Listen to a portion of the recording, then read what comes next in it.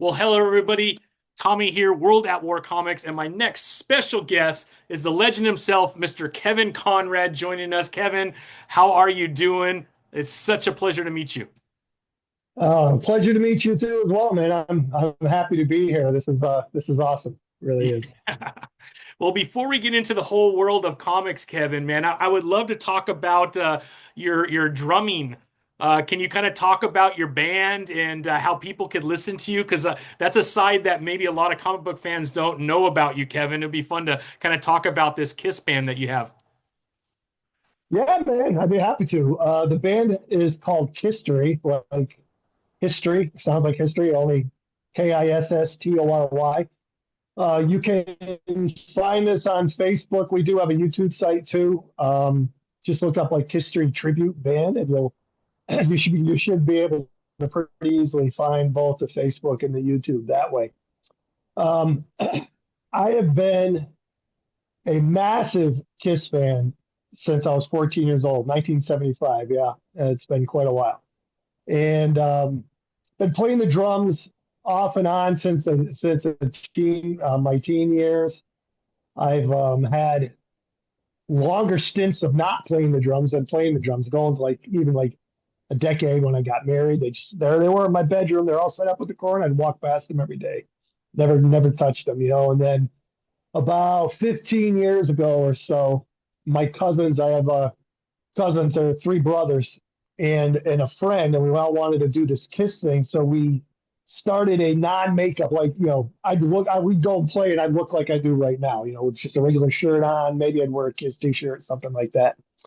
And we'd start like taking over um, open mics, when we play for like a half hour, and that kind of thing. And that was the beginning of, I guess, that was 16 years ago, maybe.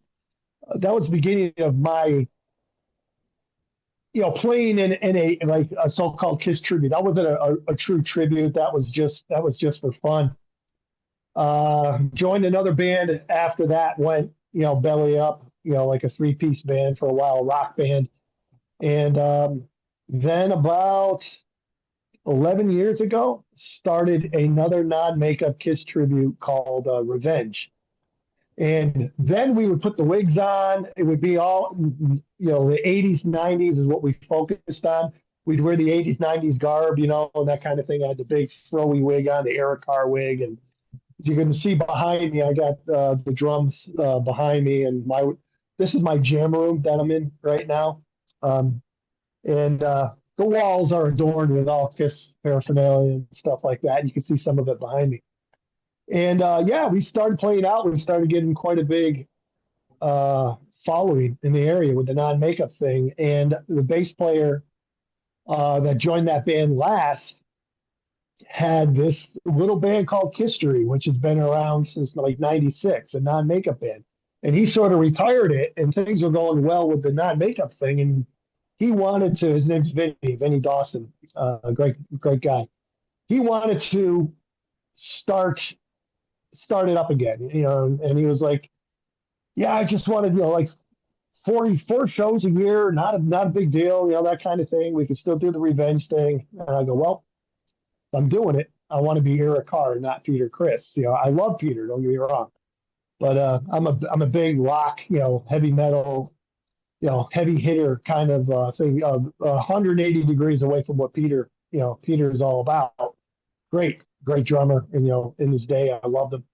But so I said to him, yeah, I'll do it, but I want to be Eric. And he was good. He was good with it. And the first time I put that makeup on, it was crazy. It was crazy. And I love the 80s and 90s. I love it.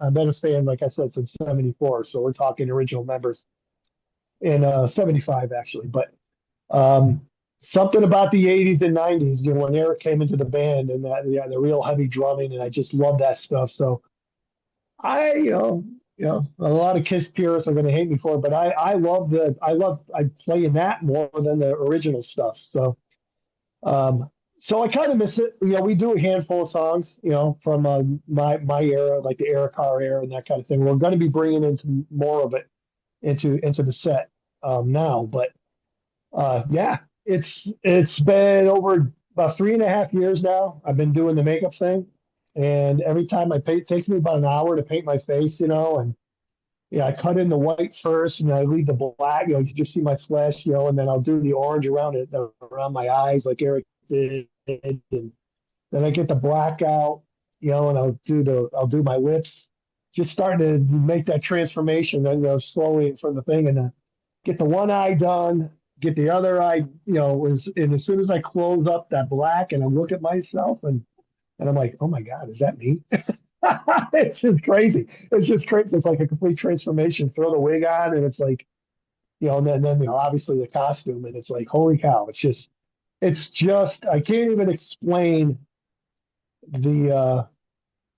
I don't want to say euphoria. That's a little much, but it's just a really cool feeling when you get in all that stuff, and the difference in the crowd. And people loved the non-makeup band when I was in it and stuff like that, but it's just completely different. We get people coming up to us after a show. They're like, "You guys are great. I saw you guys back in 1975." I go, "Well, you didn't see us."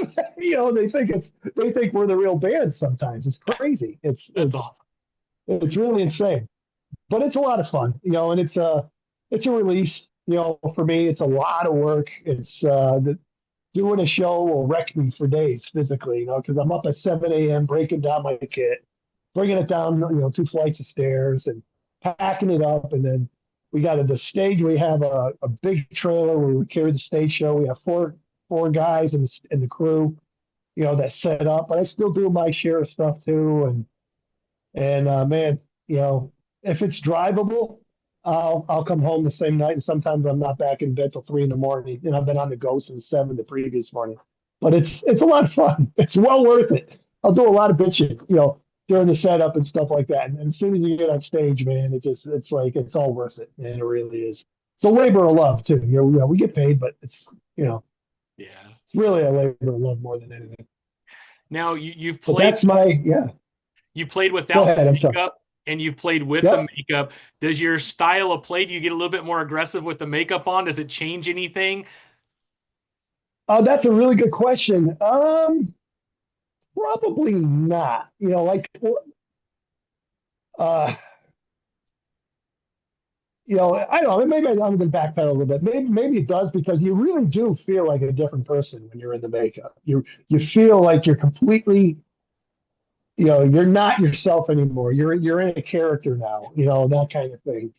And we even had like people like comment like on like the first time they I built, I designed it, I built it. Vinny actually helped me, who was playing Gene at the time. He plays Ace now. But if you're a Kiss fan and you're a fan of the Creatures of the Night album and tour, their stage set was a tank. They had the treads along the sides of the stage, which we don't have. That was a plan to do, but the drum riser is a tank turret. And I pretty painstakingly, you know, I didn't have blueprints or anything. I made my own plans and I built that tank turret. And you'll see that in some of the videos. And the problem with it is it's so damn big. It's hard to fit into a lot of, we do play mainly theaters, we play festivals and, some larger clubs. But sometimes, from the back of the drum riser, which is the tank turret, to the front of the muzzle, it's 16 feet deep. You know, Wow. so it's hard to use it in every event that we do. But it's man, you just get on that, and I was starting to say that people say like when they see me step up on that tank turret, in the Eric Carr makeup, and this one guy wrote, he says, I actually shed a tear because if you're a Kiss fan, Eric Carr passed in 1991, and and that was really cool. That guy's working for us now. The guy that shed a tear, he's one of our No way. roadies now. So yeah. So it's a lot of fun. It definitely is. It really ties into comics too, quite a bit too. So they're superheroes, man. That's the first thing that caught me back when I was a teenager was that Kiss Alive, the first live album, looking at, oh my God, well, who are these characters? And then put the music on, and I was hooked from the very beginning. Yeah, And have nuts. you I obviously really you was. probably met the entire band before. Have you ever been able to jam with them? Oh my God. Talk about a bucket list to be able to do that. No, I have not. I've not jammed with them. I have met the majority of them. I did meet Eric. Met Eric a couple times with Bruce Kulick and Gene and Paul during the Crazy Nights tour. I won what we call it a Kiss Platinum Express card. It looked like an American Express card, and I won it from the local radio station. It was supposed to give you free backstage passes and tickets for the life of the band. And I'm glad I took advantage of it for that tour because I got to see them like three times that tour. And the number was disconnected the following tour. So, but in any event, I got to meet the band then, the current band at that time. I've met Ace Frehley backstage because I was working for Todd, you Ah, know, uh, McFarlane, because he was doing their toys. yeah. And Ace was playing at a local club, and I got to meet them there during their farewell tour, their first farewell tour. Because I was working for Todd, I got to meet. I didn't get to meet them. I take that back, but I got very good seats because of Todd during that tour too. Let's see, Peter. I've never met Peter, man. I've never met Peter Chris. I wish he's 79 years old now, which is unbelievable. But if he does like events around my area, like Spooky Con and that kind of thing. And I'm gonna, the next time he comes around, I'll probably make the pilgrimage and go down to just to say that I met him. Um, but yeah, so I met three of the original members: Eric Carr, Bruce Kulick. Never met Vinnie Vincent either, though. But yeah, or Mark St. John for that matter. Yeah. But yeah, my Kiss geekiness is coming out right now. So, but you know, people are like, who's Mark St. John? Yeah, That is so cool though, man. That is awesome. I feel like especially from a creator artist standpoint, it's good to have another hobby outside of that, you think, just for balance in your life? absolutely. Absolutely. Like there couldn't be, I guess, a more aggressive instrument than the drums. And like I said, I'm a real heavy hitter, and it's a workout, and it's a workout, and it is a good release, and in a lot of ways, and it has that same um, it has a fan base like comics has a fan base, and a lot of it's the same people, and both, and so it's very similar in a lot of ways. It's another creative output or outlet, the drums where drawing, inking, and stuff is another, and you get fans from both ends. So it's very cool. Yeah, That's yeah, awesome. Well, let's yeah. jump over to the comic side of your career. Can you kind of I like to ask this question of everybody that's on the podcast. Obviously, art is a major part of storytelling. Can you go back in your life and maybe remember when that kind of bug for storytelling began and how art became the outlet for your storytelling? That's the first question. The second one, was there anybody in your life, whether a teacher, a family member, that really encouraged you to go down that path? Okay, those are great questions. Um, I'll try to answer that in order. If I forget something, please remind me. But Sure. Yeah, as no far problem. as drawing goes, and I get asked that question a lot. When did you start drawing? And you know, Tom, I do not remember not drawing, Yeah. and I mean even as a little kid. And when my mom passed back in 2000, and we had to clean out her place, I found a whole box of my stuff that I drew from she saved when I was a little kid, and going through, and until I was old enough where I just kept everything at some point, like probably my going from about 11 or 12 years old, I have almost everything that I ever did unprofessionally. And you know what I mean? During my growing years that that I drew, and I do not remember not drawing. I've always like I suck at sports. Absolutely suck at sports. I got no interest in sports at all, right? I have an older brother. He's 4 years older. So, when you're kids, 4 years is a big difference. And, I try to tag along. You don't want to tag along with them, that kind of thing.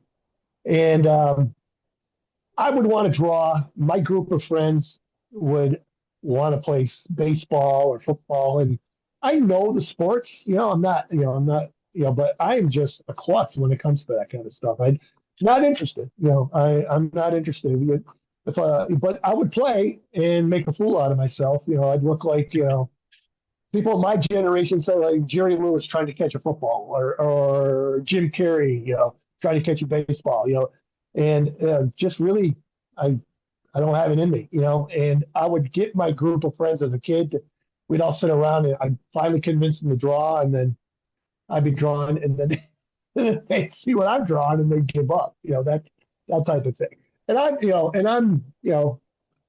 don't I was always because I was always drawing. I was okay, but compared to kids who didn't draw, I was like a lot better. Put it that way. But I didn't you know I didn't think I was that good. But I love to do it, and I had stacks. I got folders of superhero stuff. I started drawing covers.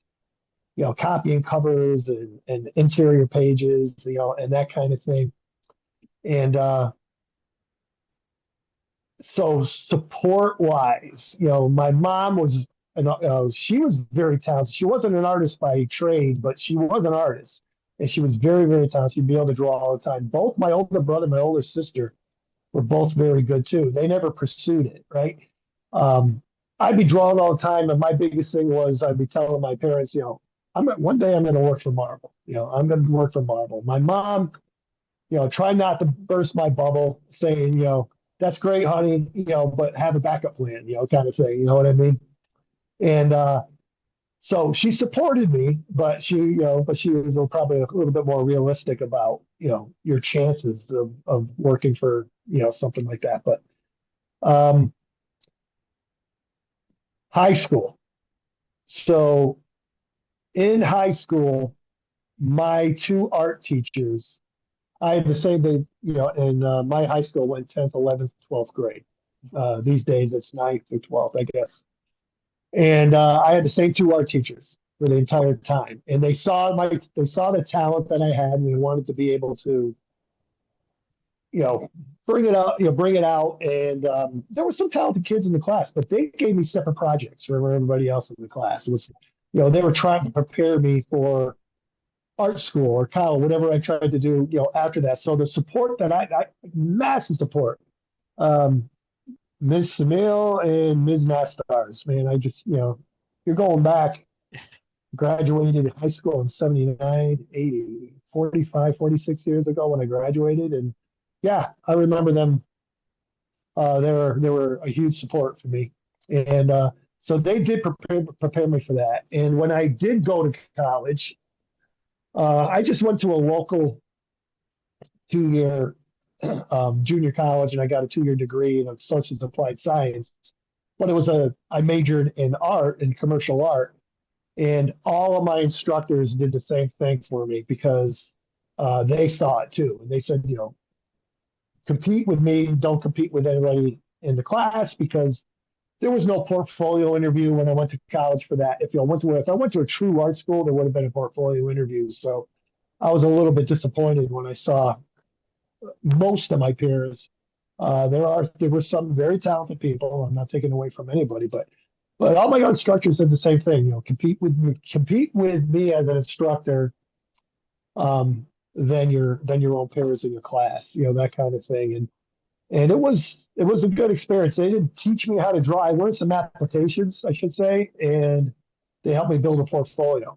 And when I graduated in '82, I immediately started hoofing it around local advertising agencies, and I ended up immediately finding work in advertising agent, local advertising agencies. I've done some national work, not a lot, but I worked in the in the advertising field as a graphic artist, illustrator for like 10 years before I finally got my, realized my dream in comics. I always wanted to do a comic thing, but I all of a sudden now I'm making money, doing something, still being creative in a sense, doing one. And it's like, so that fire for working for comics again, sort of, drawing it for Marvel, sort of dimmed a little bit because, hey, man, I'm making some good money here, and, I'm working from home. I don't have that, I don't have to go to a 9 to 5 job and all that kind of thing. So I was very fortunate, throughout my entire art career, my school career too, everything like that. Yeah. That's awesome. That's But awesome. I hope, did I answer it all? Was there Oh anything in yeah, there no, that you I nailed missed it. or? You nailed Okay. it, Kevin. Yeah. Let, Okay. let, us talk about All breaking right. into comics. I was, obviously going through the internet, looking at your history, and part of your bio mentioned Greg Capullo, which, if you're a Spawn fan, you know Greg. Obviously, he's gone on to do a whole bunch of other stuff, but it seemed like you Yeah. had a really good relationship with Greg. And I know in your Oh, bio on your yeah. website, you mentioned that he helped you get a job with Todd McFarlane and Spawn doing some of the inking over his pencils. Was that the first entrance into comics for you, or did you start before that?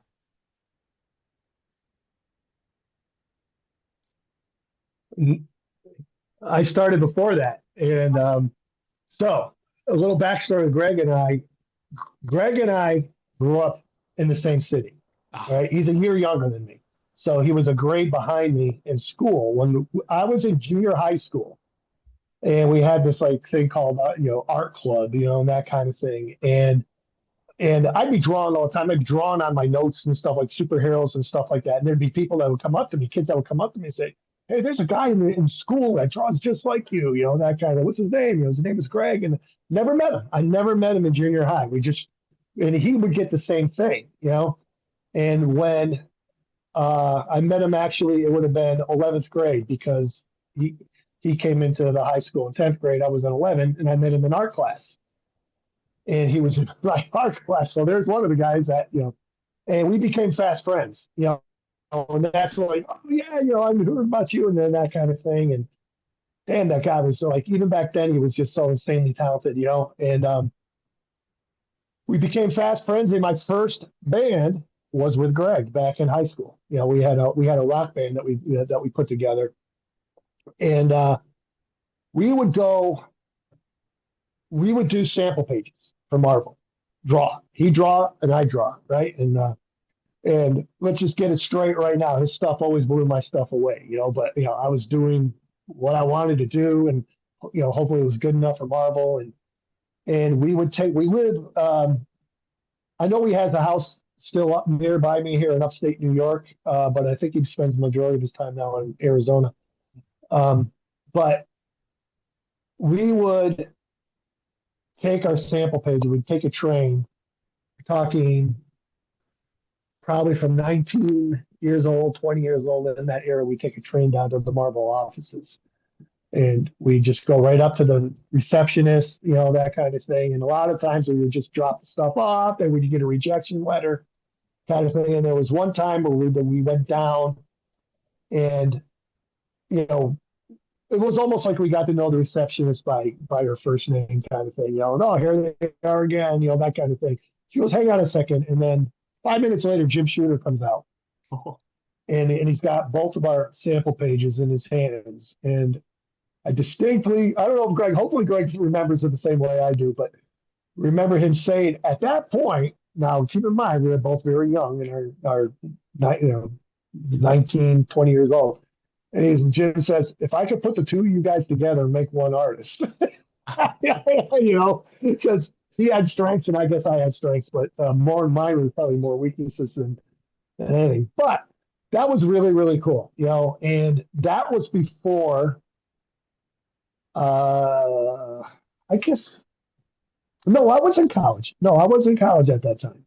So what ended up happening, to get back to the college thing, when I graduated in '82, and I mentioned I started getting work right away, um, I stopped drawing Marvel stuff. I'm making money, man. I got to make money, that kind of thing. And Greg continued, and he continued to keep on trying. Well, so he eventually gets in.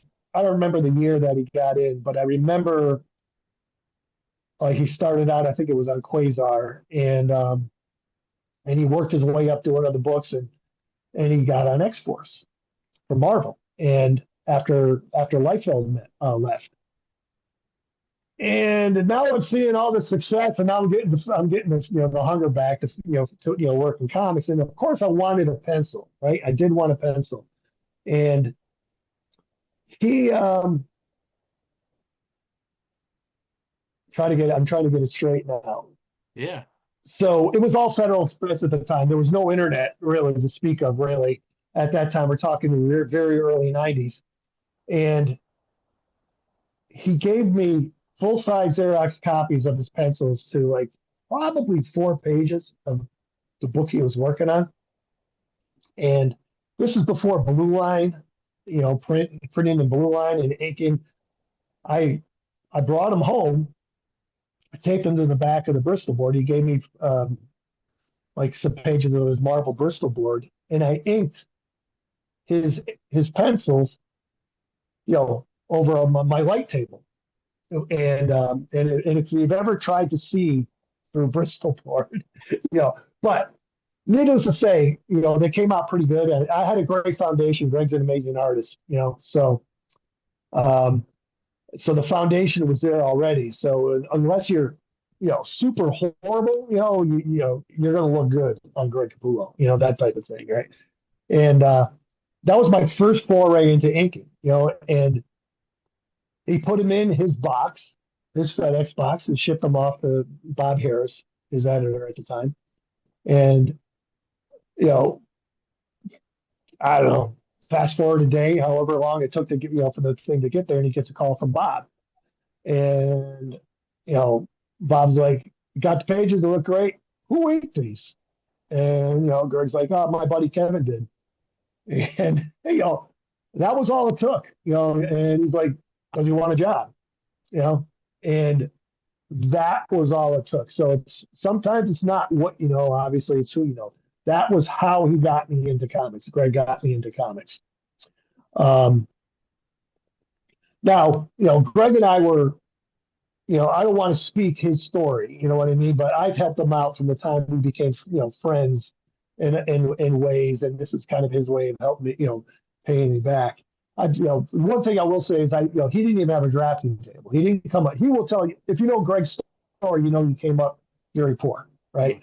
And I built him his first drafting table at that time, and I think he's actually said that in an interview. So I'm not saying it to pat myself on the back, but in his way of getting, returning the favors, like I'll submit your pages and see what happens, kind of thing. So, so that was it. That's all it took. So I started inking him, not full issues, but handful of pages here and there on X Force. And I don't remember what issue it was. You would think my very first book that I ever did in comics, I would remember the issue number, but I get it confused because it's roughly the same for Spawn as it was for X Force in issue numbers. Mm-hmm. It might have been, I Right in want the to say 40s or Spawn was 50s, issue right? 21. I want to say Oh, okay. Okay. no, it was earlier. It Oh, was it was for X Force. It was like, oh, man, maybe issue 18 or something somewhere around that area, right? Because the yeah. 40s of I worked on that book for on X Force with Tony Daniel for at least like a year, I think. Mhm. But in any event, so I got those pages from Greg, and then Greg is getting headhunted by Todd for Spawn, and Greg, to Greg's credit, he's very loyal, and he kept saying no, no, no, no, no for it seemed like a year. I don't remember how long it was, but he kept turning Todd down, and he finally said yes. So he left X Force, and they needed a new team on X Force. And that's when they grabbed Tony. I didn't know Tony Daniel at the time. He was really young at the time. I forgot where he was working. He was doing some stuff, I think, for some indie presses at the time. And I was his inker. So I went from, doing a handful of pages here and then. I was doing other projects for export or for Marvel too at the time, but Hmm. don't ask me what they were at this. That's a long time ago. But I I started we started the book together, Tony and I, and Tony had a very different penciling style. Tony was very young, Hmm. not really experienced yet in the game. This goes back to what I said before: is like anybody, almost anybody, can eat Greg Capullo and look good. The foundation was there, and Yeah. that's something that I always tell aspiring inkers too. Is you could be the best inker in the world. You could be Scott Williams. You could be Danny Mickey. You could be, Joe Weems. These are guys from from my time in comics. Um, and if you're inking a really horrible penciler, all it's going to be is good inks on a horrible penciler. You know Yeah. what I mean? It's not going to look as good as somebody. So it's like, and I always use the analogy: you can give the best paint job to a house that's falling down, it's still a house that's falling down. You know, so and again, I don't mean this in any disrespect to Tony. Tony was new, and I was new. I was green, and yeah, I'm doing a great job working over Greg, and then I'm working on somebody that requires a little bit more thought and a little bit more, finesse that I didn't have at that time. I got fired. I got let go off the book and off of X Force, and I didn't get let go from the company. Bob's just like, I'll give you some other editors' names. We're going to have to get somebody else on this book. I'm really sorry, blah, blah, blah. It was the best thing he could ever did for me because in a very short period of time, I want to say it was like 6 months or so, I worked on, I can't tell you how many different pencilers. And it did nothing but improve my skill. And by the time I got back and had an opportunity to do something with Tony again on X Force, because it was still his book, he was still working on it. Uh, Now we're the team.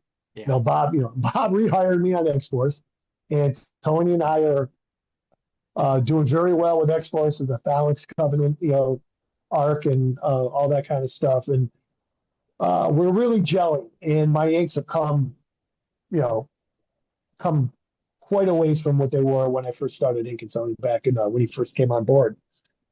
And then, so now Greg's working for Todd. This goes back to your question, and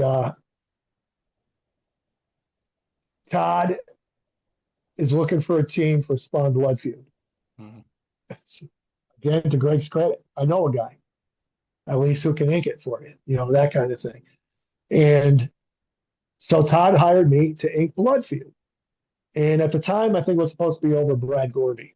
I think the guy's name was. And so now I leave X Force. Tony's still at Marvel. And I'm over at Todd's office. Now I'm inking Greg again on handful. It was almost like a mirror image of what happened at Marvel. I'm doing 2, 4, 6 pages an issue, first getting a special thanks and getting, an ink and assist credit and, that kind of stuff over Greg on Spawn. And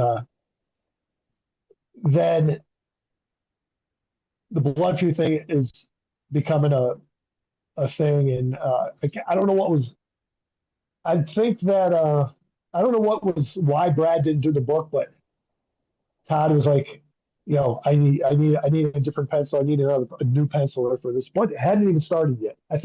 I remember inking Brad on a promo piece, which actually I thought turned out pretty well. It's on my website somewhere. And and then I said, I know a guy because I became buddies with Tony. And he calls Tony. Tony comes over for Blood Feud.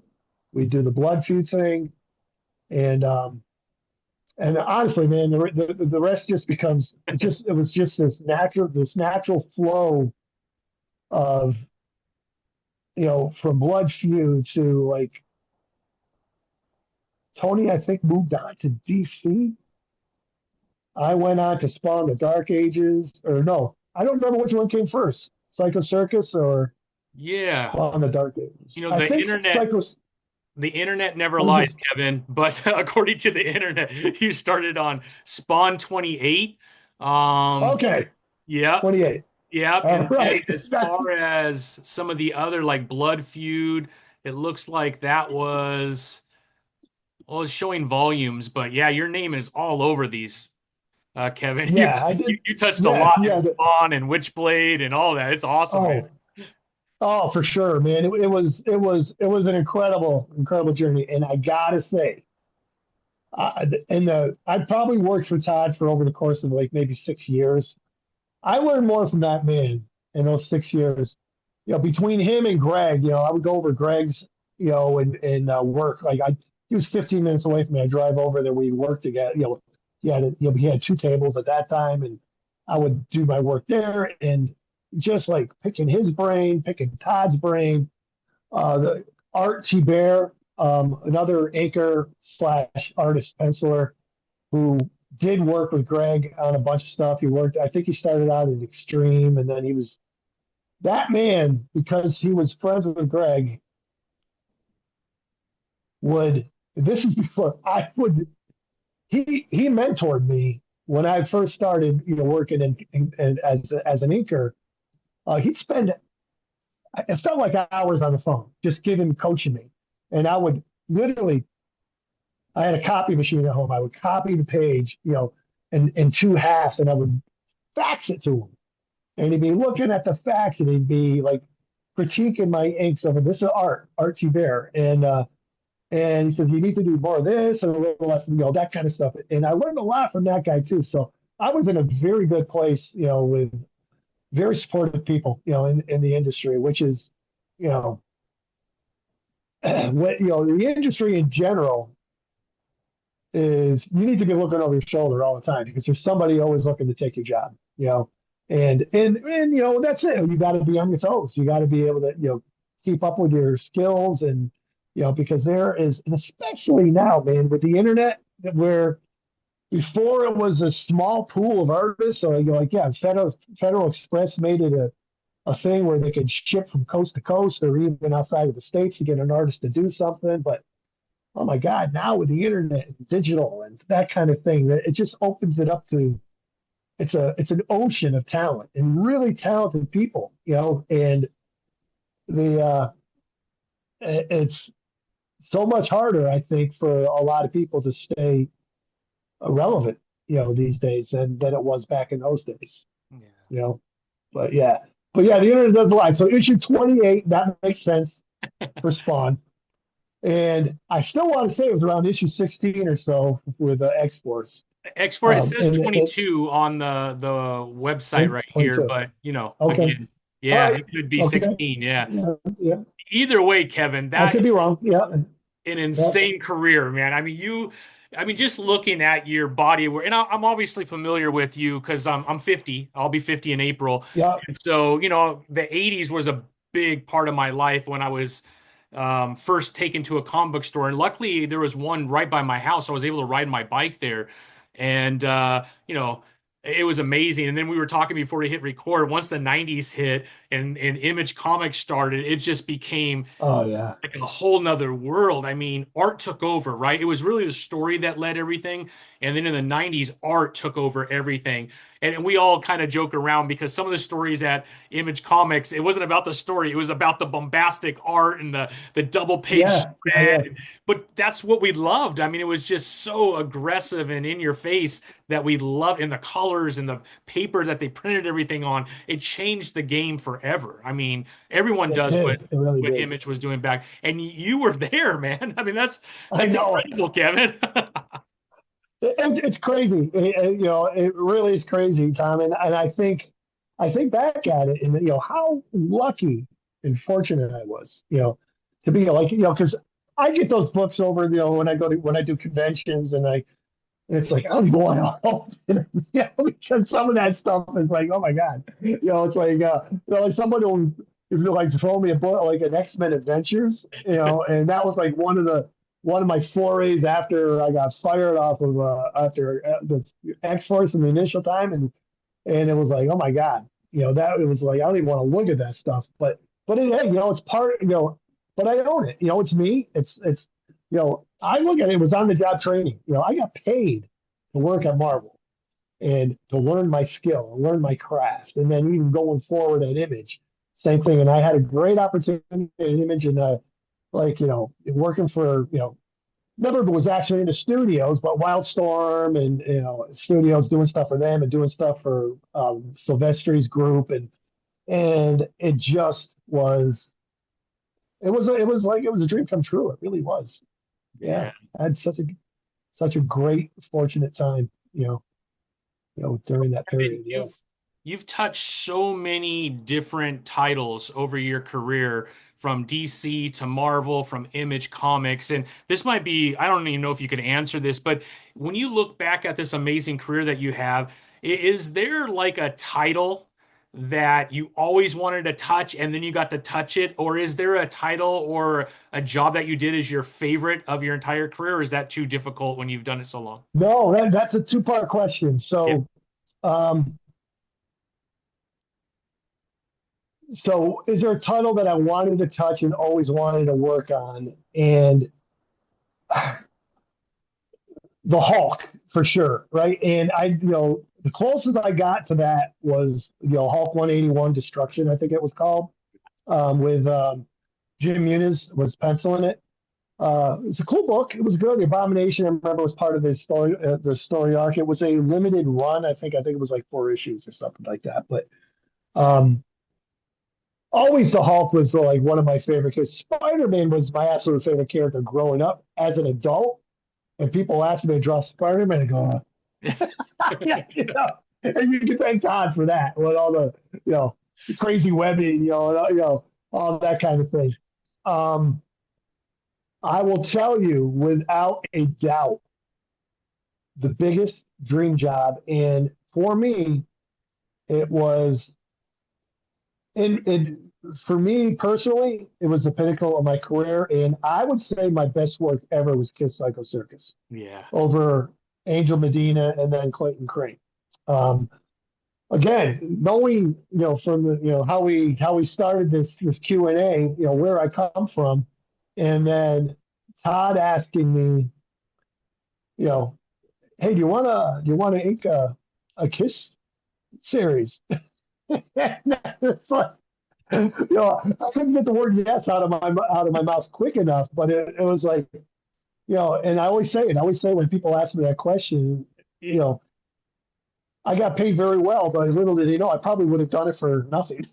I, just to get my hands on that. And I'm very proud of the fact that I lasted the entire run of 31 issues on that. I got the pencil, the last cover. Clayton inked it. Well, Clayton reworked the cover too, and did an amazing, incredible job. But the you know a good chunk of it is still my structure and my underlying, my drawing and on the issue 31 for the cover. And yeah, I got through the whole series and through two pencilers. And I don't remember what issue it was, but in 2000, my mom fell very ill and she ultimately died. And at that time, John Glappy and I are still good friends. And I asked him if he could, and he said I don't even want credit. He inked like 4 pages for me out of one of the issues. It might have been, give or take a page or two, but I know I don't think it was more than 6 during that period of time where my mom got ill and died. And but he did get credit. I insisted he got credit, and I don't think Todd would have, you know, not given him credit. I mean, he probably, even without me saying to Todd, you need to give him credit for these pages, he would have done it anyway. But that book, I look back at that stuff now, and I was like, I don't work that hard anymore. I can't work that hard anymore. It's insane. And the amount of detail in I just look at the strokes that I was doing, and it's like it's hard to believe that stuff came out of my hands, and it's for me that's tantamount to everything else that I've done is that series. Yeah. I've done some good stuff, stuff I'm very proud of, but that is, that is my most proud. The Dark Ages stuff and Nat Jones too. Yeah. That I did some. I was very proud of a lot of stuff I did with that too. I worked very hard on that book as well. Yeah. But yeah, I hope that answered your question.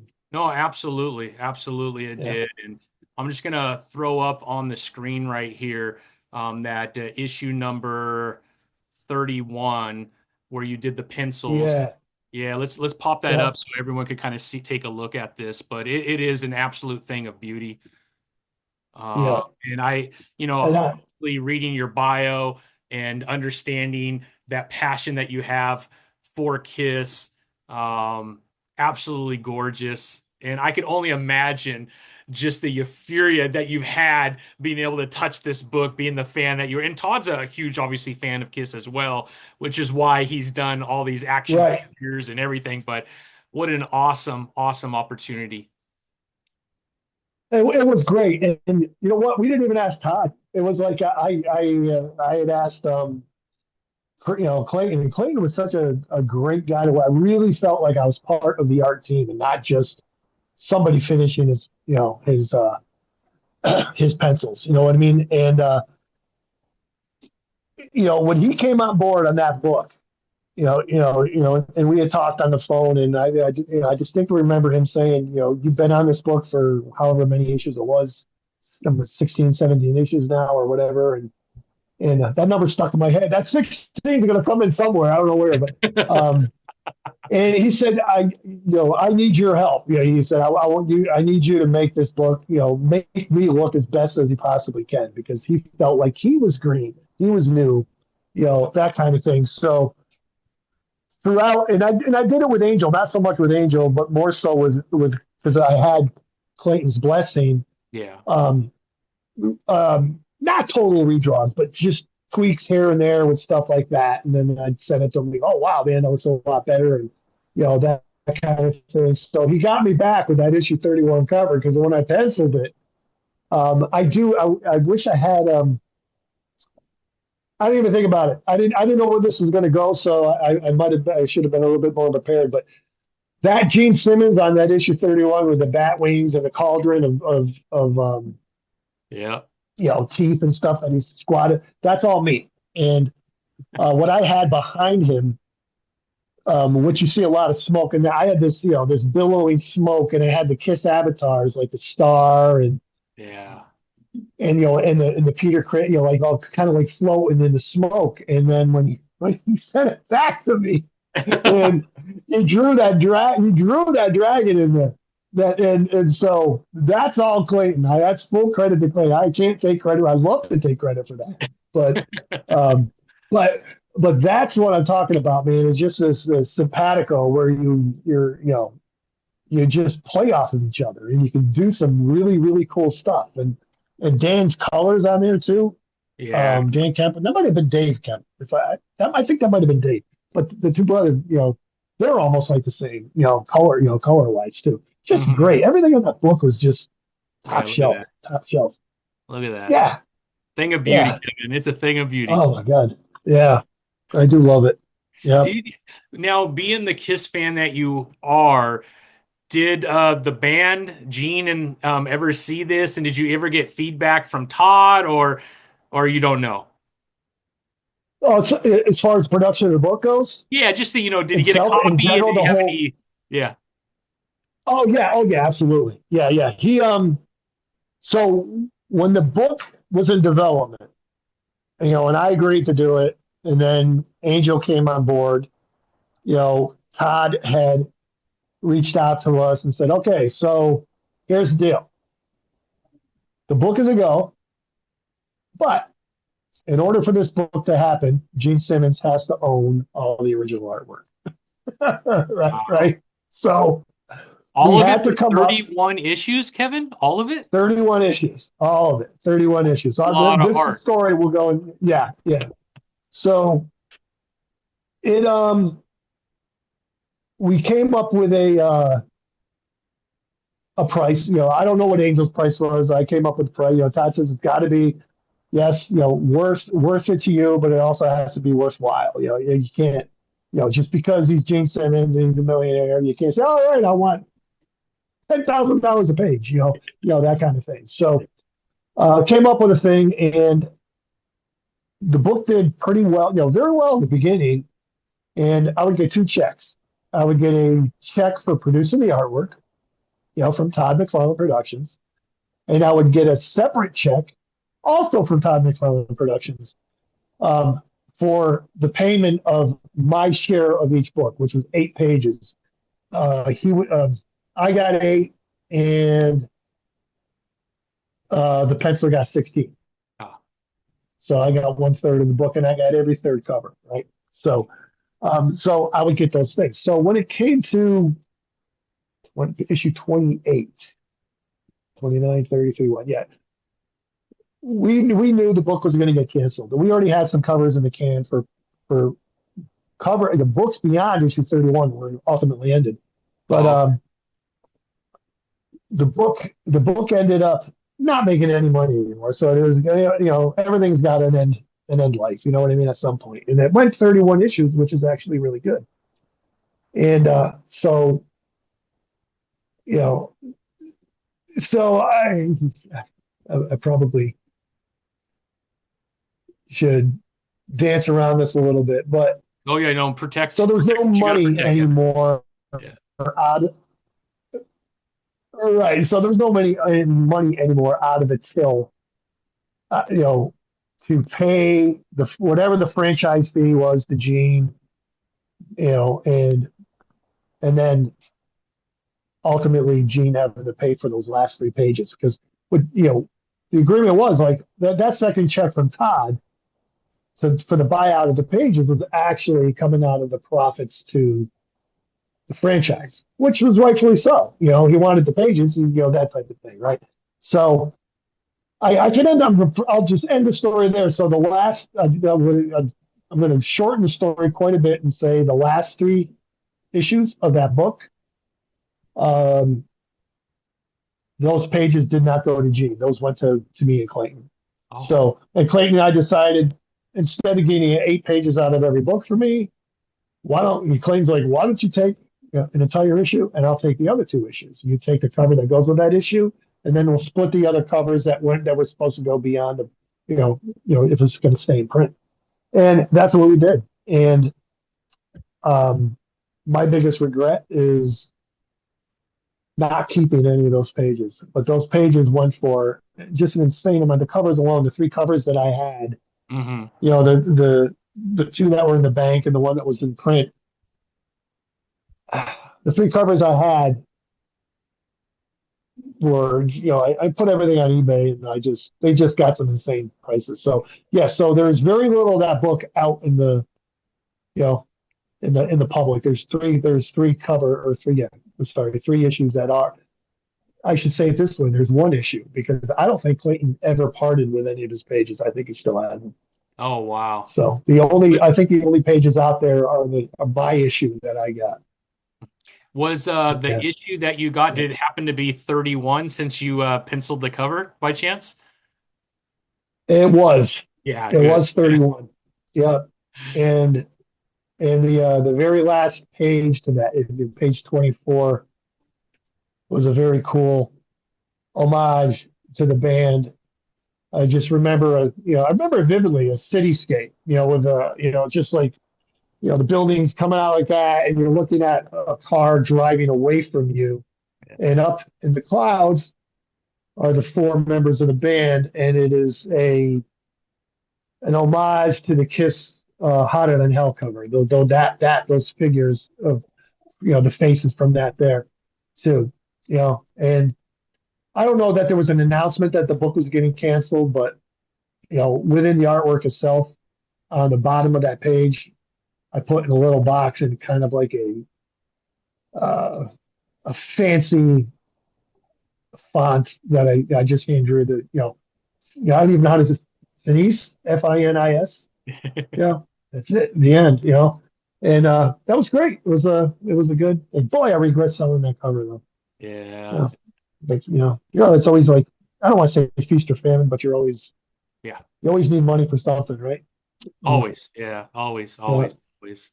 Yeah, Amazing, Kevin. What an incredible career that you've had, Kevin. It's absolutely amazing to get to talk to you and to go over this incredible career. How often do you get out to cons? Do you do very many cons anymore? I do. I do. I've always maintained. Long story short, back in 2006, I stepped out of comics full time and took a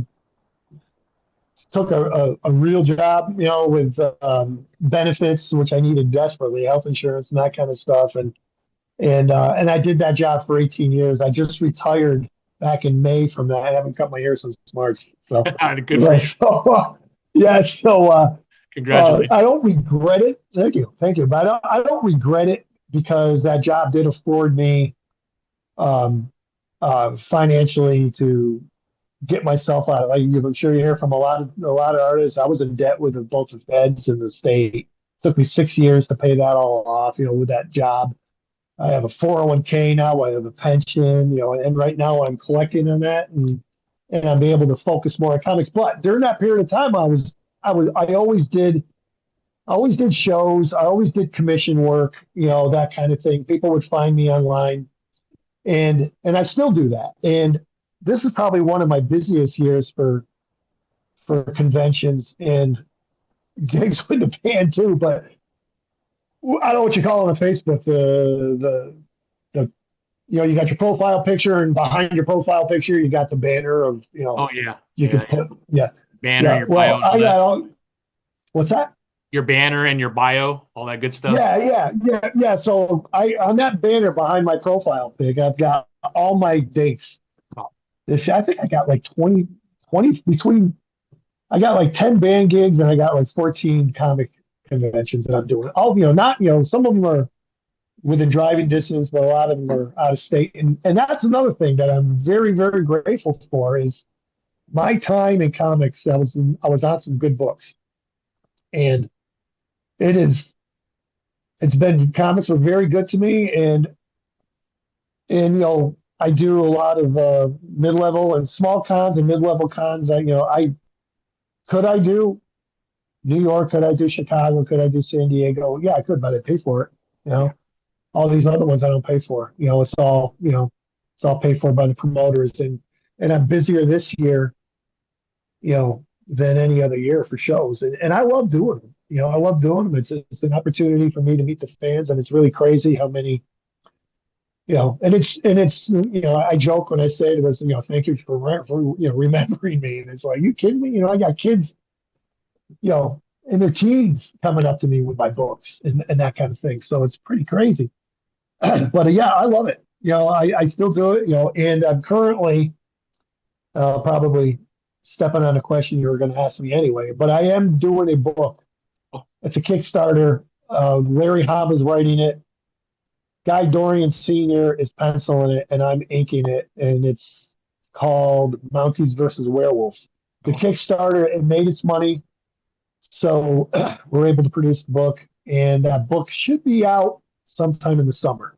nice. And once that book comes out, the plan is to it's a double size this year. The plan is to continue it Hmm. and find I don't know that it's going to be image, but find an imprint and get it into and get the book that's was simply just a Kickstarter Hmm. into retail stores too. And so it'll be so it'll get into some more hands, that kind of thing. And when that happens, I'll have an opportunity.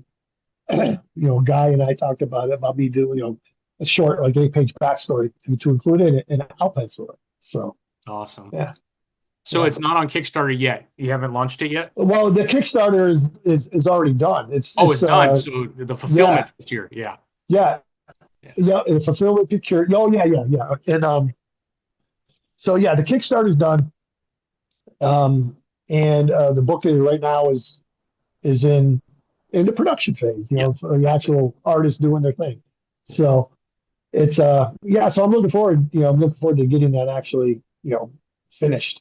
I'm doing a show actually with Guy and Larry in New Jersey. I think it's called Super Jersey Comic Con or something like that. We're going to be at a booth together, Yeah. coming in, I believe, in April, if I'm not mistaken.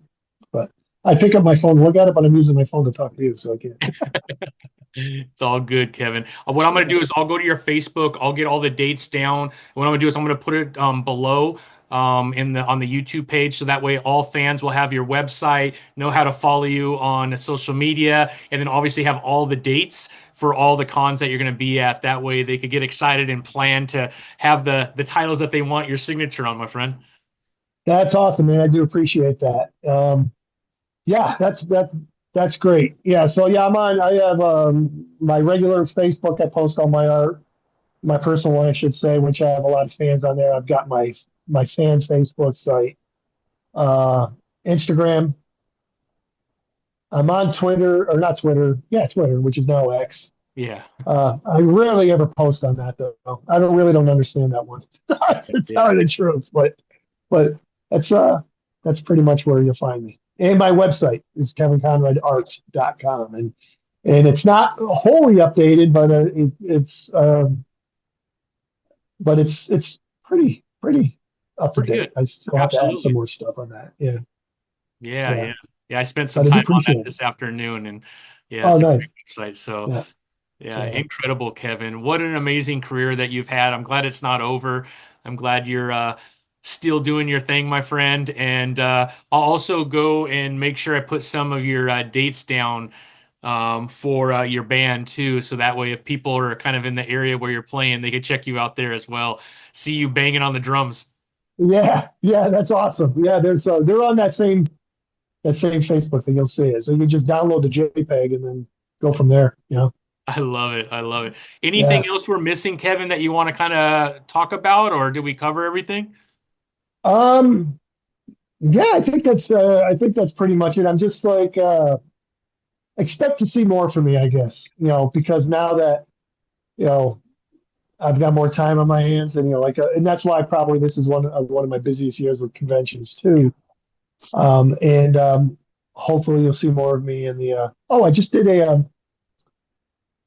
uh, a cover for DC for um, It's Nightwing, and but it's an exclusive comic book shop cover for Nightwing, and it's for if you're in the Altoona, Pennsylvania area. There's a comic shop called uh, the Comic Vault. It's a great comic store. Neil's a great guy. He runs the shop. I'm down there a lot, Yeah, and that will be in his store only. You'll be able to find that book.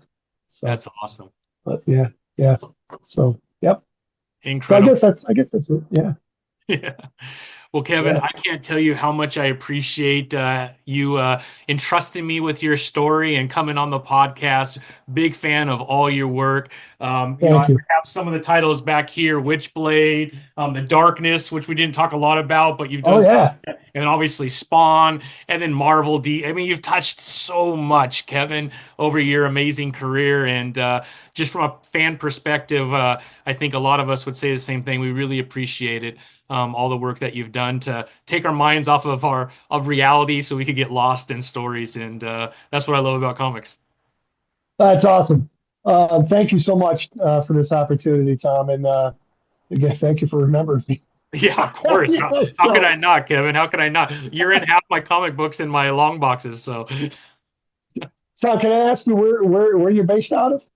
So I was born and raised in Southern California. I was there my whole life, and 2 months ago we moved to South Texas near San Antonio because my grandkids are here, and we want to be closer to Okay. grandkids. So I'm now in Texas. It's our winter, which I don't want to say that word to you if you're in upstate New York, Oh. because yeah, you'd probably Yeah, be in yeah. shorts and a tank top jogging in this kind of weather. But for SoCal or Texans, this is pretty cold, man. Yeah. Yeah. Today's actually warm here. It was like 38 degrees, but man, it's been brutally cold up until today. It's been Yeah. awesome, awful, absolutely awful. Yeah. But Tom, I'm going to hit you up, shortly after this, and just as a thank you, and keep a lookout, for an email because I want to do something special for you for doing this for me too. Oh So no, Kevin, I can't yeah, tell you how much I appreciate you, man. It's yeah, incredible, and I can't thank you enough for coming on. And I hope we could do this again. I know you're working on a lot of things Absolutely. right now, so I mean, you're always welcome, Kevin. I could have conversations with you every single day. I don't know if my wife would like that, but she thinks I talk about Ah, too much. But I would love to have you back, Kevin. It would be amazing. that would be awesome. Yeah, I'd love to do that. Yeah, yeah. Maybe when this book comes out, I love that. Let's do that. we can talk about it again. So yeah, Absolutely. yeah. Absolutely. Awesome. That sounds good. Sounds like a plan. All right, Kevin. Well, thank you, man. I hope you have a blessed Anything else you want to day. ask me, or are you good? What's that? You as well. I just asked you if there's anything else that you had for me, or are Okay. we good? I've That's taken all. a lot of your time, Yeah. man. I can't tell you how much I appreciate you. Oh, And yeah, I would love to have you back, though. I mean, we could dig into so many different things. I mean, I can't believe the titles that you have touched over the years. And if I were to thumb through all my comic books, I probably have 40 or 50 things at least that you've touched. I'm a big fan of Spawn. nice. So I do have a lot of Spawn, a Oh lot yeah. of Witchblade, a lot of The Darkness. That 90s time frame really affected me as a comic book fan. Again, I was buying comics before. I love, DC. I love Marvel, but man, Image really captured me, and I'm a huge Spawn fan to this day. And so anytime that I could get someone with your caliber that has been in the industry so long, but then also touch Spawn, Witchblade in the Darkness. Yeah, I get a little Ah, giddy about that because that's such a big part of my upbringing and my love for comic books. oh, that's so awesome. That's good. That's good to hear. I've done a couple shows in the Texas there. I did Alamo Con and North Texas Comic Con a few years ago. I'd love to come. I'd love to come back. So Love to have if you. that's anywhere, I know Texas is a big state, but if that's anywhere near you, Yeah. I mean, but there is literally probably 20 cons in Texas alone. From big ones oh, I like can Fan imagine. Expo in Dallas, which is pretty big for the South. You have San Antonio has a big one, Houston has a big one. Who else? I mean, there's tons, and then they have a bunch of these smaller regional ones that are pretty big. In fact, toward the end of last year, I can't remember the town, but it's a smaller border town, and Greg was there. Signing autographs because one of my friends that lives near the border went there to get his autograph on a couple, Spawn things and Batman things. So there's a ton of cons here for to choose from. So I'm hoping that you make it to Texas. I'll drive anywhere in Texas to go see you for sure. Oh, that's awesome. That'd be very cool. Yeah, Yeah, I'd love to meet you in person.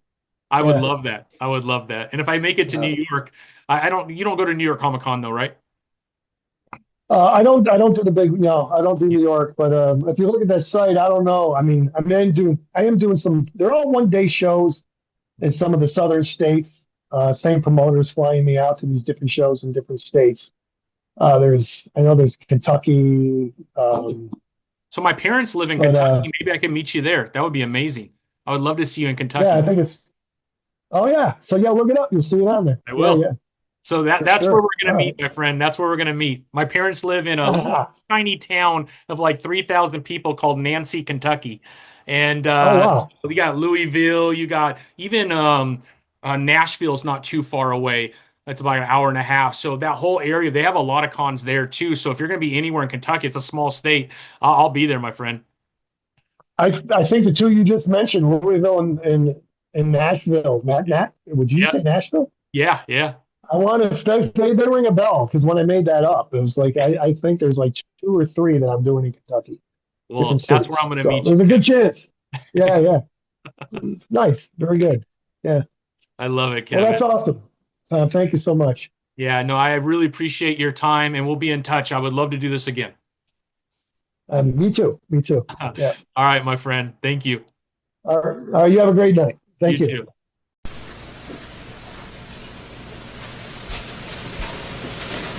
You're still here? It's over.